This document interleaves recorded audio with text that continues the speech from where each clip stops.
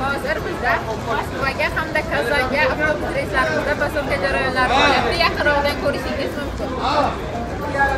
Kazan yo'nalishimiz bo'yicha hozir yo'lovchilarimiz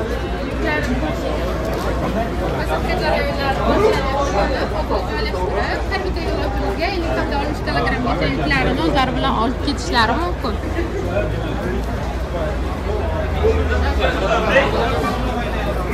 Hozir ayni damda bu tomonni ko'rishingiz mumkin.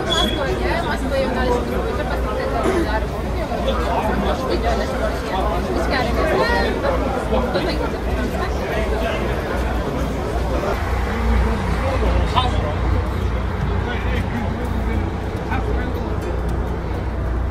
Mana avtobusning ichidamiz. Old tomonga yo'lovchilarimiz orqa tomonga joylashib olishgan. Kuzatishingiz mumkin.